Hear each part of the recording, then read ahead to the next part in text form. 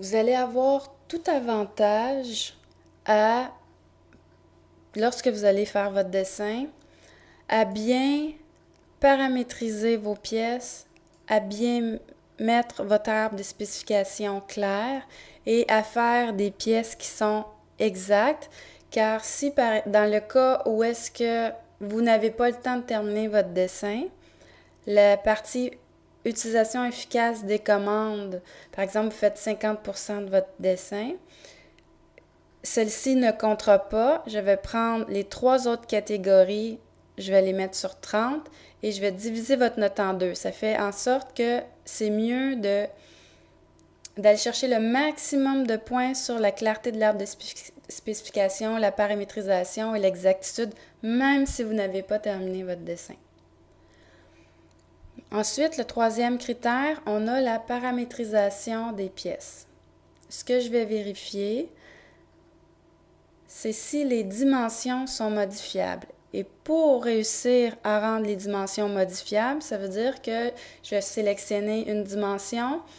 Habituellement, je vais la modifier soit de plus 3 mm ou moins 3 mm. C'est selon la cote, si c'est faisable ou pas, si c'est logique de le faire ou pas.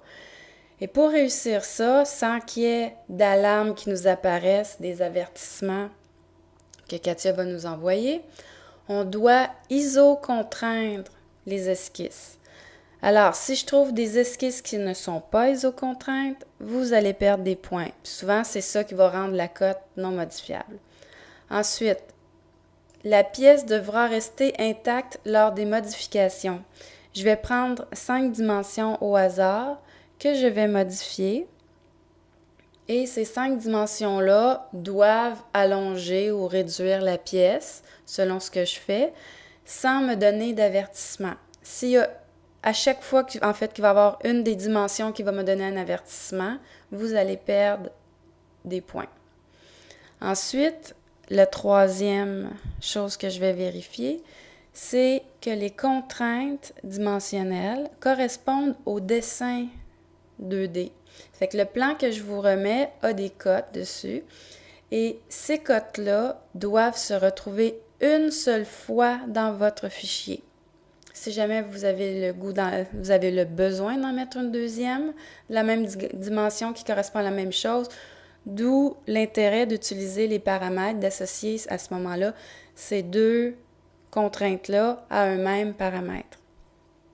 Donc, dans le fichier complet, je dois retrouver une seule fois chacune des dimensions du plan et je dois toutes les retrouver. À l'inverse, s'il y a une dimension qui est sur le plan que je n'ai pas dans votre fichier, vous allez également perdre des points. Fait que ces trois items-là vous facilitent la vie pour rendre les dimensions modifiables, si vous respectez ces trois critères-là. Ensuite, on a la clarté de l'arbre des spécifications qui vaut 10 points, 25% de la note. Des points qui sont très faciles à aller chercher. Alors, ce que je vous recommande, en fait, ce qui est arrivé dans le passé, c'est que parfois, les gens n'avaient pas classé leur arbre et renommé et ont coulé leur examen à cause de ça. Et dans d'autres fois où est-ce qu'on a un petit peu plus de difficulté dans la conception de la pièce, on met notre arbre de spécification bien classé, mais là, ça vous donne les points suffisants pour réussir votre examen. Alors, ce que je vais regarder, c'est la nomenclature de l'arbre soit bien structurée.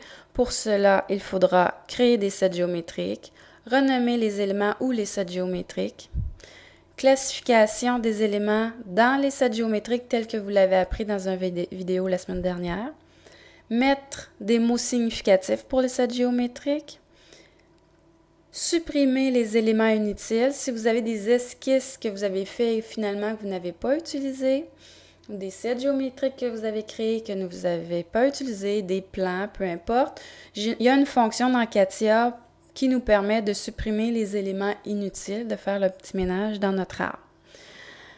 Les répétitions inutiles également, si par exemple vous faites une fonction de congé et vous sélectionnez un élément, vous faites un congé, un autre élément, une autre fonction congé, etc. Vous faites ça 5 fois. Quand vous auriez pu prendre vos 5 arêtes pour créer les congés et faire une seule opération de congé, là, vous pouvez perdre des points.